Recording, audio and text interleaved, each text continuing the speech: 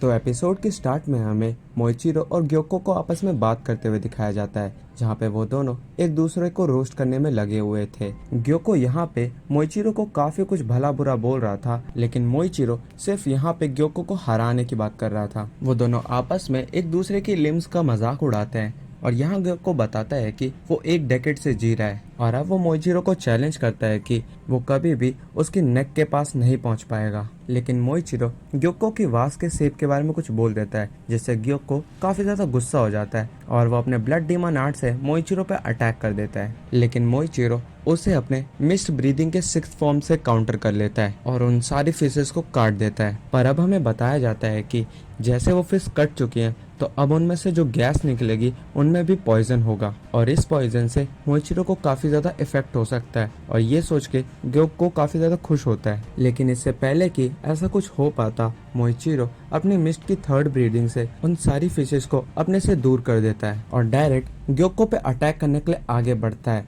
अब ग्योको यहाँ पे अपनी स्किन सेल से बाहर निकल जाता है और वो वास से बाहर निकल करके अब अपना फाइनल फॉर्म दिखाता है, जिसमें वो एक हाफ मरमेड की तरह होता है। इस फॉर्म में उसकी स्पीड काफी ज्यादा बढ़ चुकी है एंड उसके अटैक्स भी अब काफी ज्यादा तेज होने वाले हैं, जिससे वो काफी ज्यादा श्योर हो जाता है कि वो इस फॉर्म में तो मोइचिरो को मार ही देगा। उसके पास ऐसे स्कल्स हैं जो कि डायमंड से भी ज्यादा पावरफुल हैं और अब वो मोइचिरो को अपने सामने झुकने के लिए कहता है। लेकिन मोइचिरो यहाँ पे बार बार ग्योको को गुस्सा दिला रहा होता है, जिससे ग्योको परेशान होकर के मोइचिरो पे अटैक करना शुरू कर देता है और मोइचिरो यहाँ पे हर बार ग्योको का हर अटैक डॉज कर रहा होता है। अब मोइचिरो ग्योको के अटैक डॉज करते करते एक पेड़ पे चढ़ जाता है और फिर हमें दिखाया जाता है कि ग्योको जिस चीज को भी पंच करता है या फिर टच करता है वो फिश में कन्वर्ट्स हो जाती है और ये चीज ग्योको बताते हुए काफी ज्यादा खुश हो रहा होता है। लेकिन तभी मोइचिरो कहता है कि अगर तुम्हारा सबसे जबरदस्त अटैक भी किसी को हिट ना हो तो उसका कोई फायदा नहीं। इसके बाद हमें मोइचिरो का पास दिखाया जाता है जब वो अपने भाई के साथ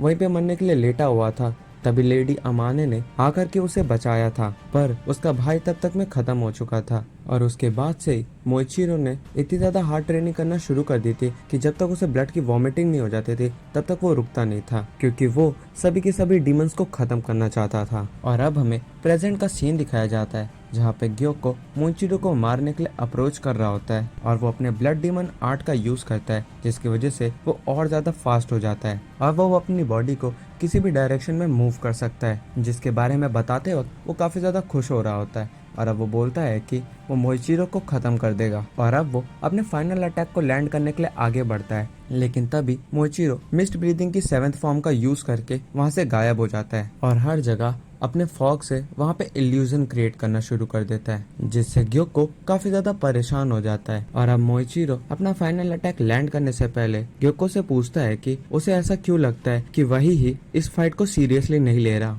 और अब वो ग्योको की गर्दन काट देता है। पर अब भी ग्योको जिंदा होता है। वो गिरते वक्त भी ये सोच रहा होता है कि कहीं वो उल्टा तो नहीं है और अब वो सोचता है कि उसे जल्दी से जल्दी इस लड़के के बारे में लॉर्ड मुजांग को बताना होगा। लेकिन तब तक काफी ज्यादा देर हो चुकी थी, क्योंकि ग्योको का सर अब कट के अलग हो चुका था। अब मोइचिरो ग्योको के सर के पास आता है तो ग्योको उसे काफी ज्यादा बुरी बातें बोलना शुरू कर देता है और वो उसे काफी सारी चीजें सुनाता है एंड वो ये सब बोलते वक्त भी अपनी बॉडी को किसी तरह रीजनरेट करने की कोशिश कर रहा था। लेकिन मोइचिरो इन सब से काफी ज्यादा गुस्सा हो जाता है और उसके सर को हाफ में काट देता है और उसके पीसेस काफी ज्यादा छोटे कर देता है ताकि ग्योको दोबारा से रीजनरेट ना कर सके और बोलता है कि अब उसे हेल में चले जाना चाहिए। जिसके बाद हमें एक पास्ट का सीन दिखाया जाता है जहाँ पे मोइचिरो ओबेयाशिकी से बात कर रहा होता है, जहाँ ओबेयाशिकी बोल रहे होते हैं कि उसे अपने आसपास की जगह से इतना ज्यादा मैटर नहीं करना चाहिए, क्योंकि जो वो अंदर से है और जब तक उसकी विल अनशेकेबल है तब तक वो और भी ज्यादा ताकतवर हो सकता है। और यही बात अब मोइचिरो को याद आ रही होती है। जब तक उसके दिल को पता रहेगा कि वो असल में कैसा है तब तक उसके सारे डाउट्स और हेजिटेशन एकदम क्लियर हो जाएंगे मिस्ट की तरह, और जब तक वो सांस लेता रहेगा तब तक कोई भी डीमन उसकी ब्लेड से बच नहीं पाएगा। और यहाँ पे उसके सारे चेहरे के मार्क्स गायब हो जाते हैं। अब कानामोरिसा झाड़ियों से बाहर आते हैं और पूछते हैं कि क्या मोइचिरो ठीक है, जिसपे मोइचिरो कहता है कि वो ठीक क्यों नहीं होगा जब उसने एक ऐसे डीमन को हरा दिया है और अब वो तांजीरो के साथ कैश ऑन करने की बात करता है, लेकिन कनामोरी-सान को लगता है कि मोइचिरो काफी ज्यादा बुरी हालत में है और ऐसा होता भी है। मोइचिरो के मुंह से झाग निकलना शुरू हो जाता है और वो जमीन पे गिर जाता है, जिससे कनामोरी-सान काफी ज्यादा डर जाते हैं और वो आसपास में किसी को ढूंढने लगते हैं। वो हागानेस्का सर को भी आवाज लगाते हैं, लेकिन हागानेस्का अपनी फॉर्जिंग में इतना ज्यादा बिजी होता है कि वो किसी की बात सुन ही नहीं रहा होता। अब मोइचिरो और भी ज्यादा कफ करने लगता है, जैसे कनामोरी-सान थोड़े और ज्यादा परेशान हो जाते हैं और वो सोच रहे होते हैं कि उन्हें अभी क्या करना चाहिए। तभी कोतेत्सो मोइचिरो को टेढ़ा लेटाने के लिए कहता है। कनामोरी-सान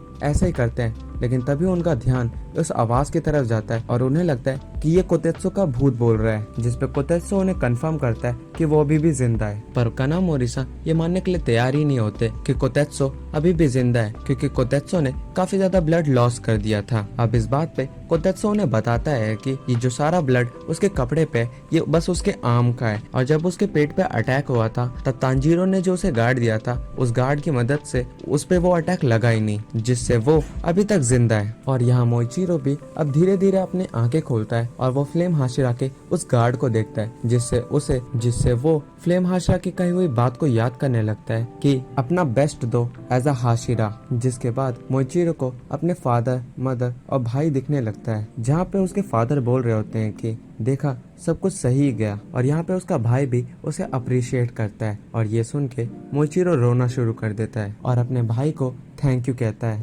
अब हमें दूसरी फाइटिंग की लोकेशन दिखाई जाती है, जहाँ तांजीरो उन लकड़ी के ड्रैगन हेड से लड़ रहा होता है। तांजीरो एक बार के लिए हिनोकामी कागरा का इस्तेमाल करने का सोचता है, लेकिन एक ड्रैगन तांजीरो पे साउंड वेव से अटैक कर देता है, जिससे तांजीरो एक पेड़ से जाके टकरा जाता है। और तांजीरो को नीचे गिरा हुआ देख करके नेजुको उसके पास आने की कोशिश करती है, लेकिन वो ड्रैगन हेड बार बार नेजुको को रोकने में लगे हुए थे। और यहाँ पे एक ड्रैगन हेड गेन्या की तरफ भी अटैक करने के लिए बढ़ता है, लेकिन गेन्या उसे अपने बुलेट से शूट करता है, पर उसका भी उन ड्रैगन पे कोई असर नहीं पड़ रहा होता है। अब तांजीरो अपने ईयर ड्रम्स को नोटिस करता है, जो कि पूरी तरीके से फट चुके थे और वो काफी ज्यादा डिजी भी फील कर रहा होता है। लेकिन तभी एक वुडन ड्रैगन उस पर अटैक करने के लिए आगे बढ़ता है, तो तांजीरो अपने आप को डिफेंड करने के लिए वहां से भागता है, लेकिन तभी वो डीमन तांजीरो पे अटैक कर देता है, जिससे उसका एक पैर थोड़ा सा कट जाता है। लेकिन तांजीरो फिर भी उसके सारे अटैक को डॉज कर रहा होता है। अब यहाँ पे वो एक चीज नोटिस करता है कि ये सारे ड्रैगन्स उन पांचों इमोशंस की पावर को यूज कर पा रहे थे, बल्कि उनके पास अब ये पावर और ज्यादा हो चुकी थी, जिसकी वजह से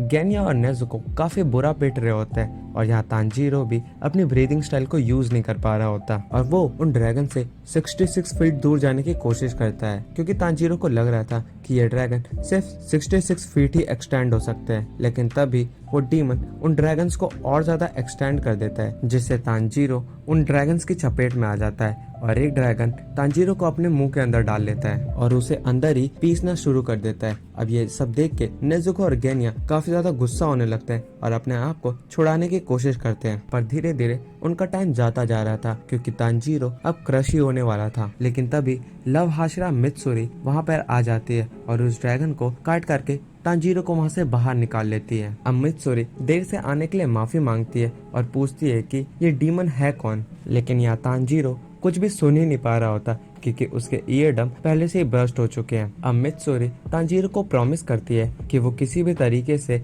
नेजुको और गेन्या को बचा लेगी, और अब वो सीधा उस डीमन को अप्रोच करती है। यहाँ तांजीरो मित्सुरी को बताने की कोशिश करता है कि ये अपर रैंक 4 है, लेकिन मित्सुरी ये सुन नहीं पाती और वो सीधा अटैक करने के लिए आगे बढ़ जाती है, और यहीं पे एपिसोड खत्म हो जाता है। और इस एपिसोड के बाद डीमन स्लेयर के सिर्फ 2 एपिसोड और बचे हैं, जो कि मैं जल्दी से जल्दी लाने की कोशिश करूंगा, एंड इसके बाद मैं ट्रेनिंग हाशिरा आ को भी कवर करूंगा। तब तक के लिए सायोनारा।